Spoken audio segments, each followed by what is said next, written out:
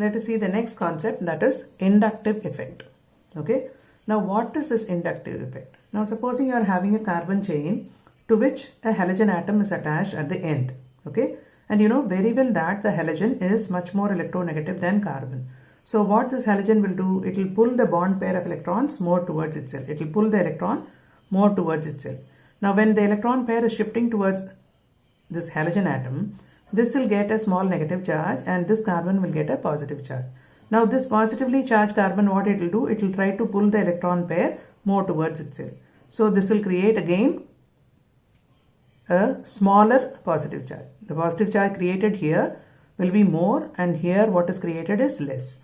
Then this carbon which is positively charged, it will again pull the electron pair towards itself and still lesser positive charge will be created on the third carbon, and beyond the third carbon the effect is almost nil. There is no inductive effect felt after 3 or beyond 3 carbon atoms. Okay. Now what is this? Displacement of sigma electron pair. This is a sigma electron pair. It's a sigma bond, right? So sigma electron pair, it is shifting towards an electronegative atom attached to the carbon chain. So this shift of sigma electron pair towards an electronegative atom attached to a carbon chain is what is called inductive effect. The displacement of electron pair towards a particular atom in a carbon chain. Okay. Now this effect, I told you already, weakens with increasing distance from the substituent. Which is the substituent here? Cl, that is halogen. Okay. Now it may be electron withdrawing or it may be electron donating. Now accordingly the electron displacement will take place. If it is electron withdrawing, it will pull towards itself. If it is electron donating, then it will push it away from it. Okay. Okay. Now this inductive effect is of two types. What are they? They are negative inductive effect and positive inductive effect. Now negative inductive effect or minus I effect, you call it. You call it as minus I effect and here you call it as plus I effect. Minus I effect is shown by the substituent being electron withdrawing in nature, and positive inductive effect is shown by the substituent which is electron releasing in nature. Okay. Now say here I have given you so many groups. All these groups, they are much more electron withdrawing than hydrogen. So which is the relative atom with which you are comparing the electron withdrawing capacity? That is with hydrogen. Okay. If any group is more electron withdrawing than hydrogen, then it is supposed to show minus I effect. Same way, if any group is more electron pushing than hydrogen, then they are supposed to show plus I effect. Right? So NO2 is the most electron withdrawing, and then when you go across, you will find hydrogen at the end. So hydrogen is least electron withdrawing and NO2 is most electron withdrawing. So like this, you will study the order. Okay.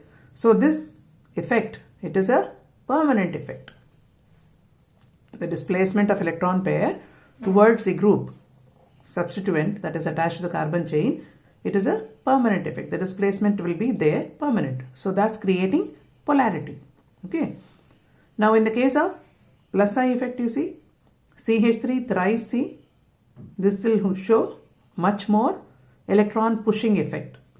It will push the electrons, the bond pair of electron will be, it will push it away from it. Okay. This is tertiary, this is secondary, this is primary, this is methyl, and then comes hydrogen. Okay. So if you consider CH3 thrice C. Okay. Now along with this, say for example, an X group is attached. So what happens? This CH3, this CH3, this CH3, all of them will pull the bond pairs more towards carbon. With the result, this halogen can easily take the electron towards itself. Okay. So it will ionize easily. So you will get what you will get? You will get CH3 thrice C positive and X minus you will get. Okay. Now the resulting carbocation that is obtained after the bond cleavage, this is highly stable. This we will see in the next topic. Okay, why it is stable we will see in the next topic called hyperconjugation. Right? So for the time being, these are electron withdrawing groups and these are electron releasing groups. Greater the number of alkyl groups attached to the carbon, greater will be the plus I effect. And greater the electron withdrawing group attached to the carbon, greater will be the minus I effect. Okay. Now, a simple example I can give you. Like for example, you have CH2Cl COOH and the other one is CH3 COOH. Now here you know very well that Cl is electron withdrawing. So it will pull the electrons towards itself because Cl is very highly electronegative. So what will happen when it pulls the electron towards itself? Here this is COOH. So when somebody is pulling from here, what will happen? This O, this is also electronegative. So it will try to pull the electron from hydrogen. So when it is trying to pull the electron towards itself and this bond will cleave, leaving H plus. H hydrogen के electron को खुद ले लिया तो H plus छोड़ दिया उन्होंने. So this will be more acidic than this because this CH3 is electron releasing. तो अगर electron releasing है तो इसमें क्या होगा? ये CH3 है.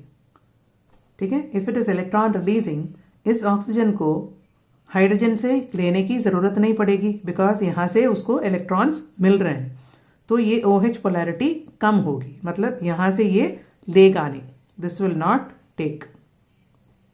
Okay, because it's already getting voluntarily from the other side. Okay, so the polarity of OH in the case of CH3COOH is less, whereas in the case of CH2ClCOOH, the OH polarity is more.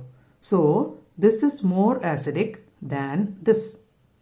So this concept inductive effect is going to be used in this way. It is basically an application concept.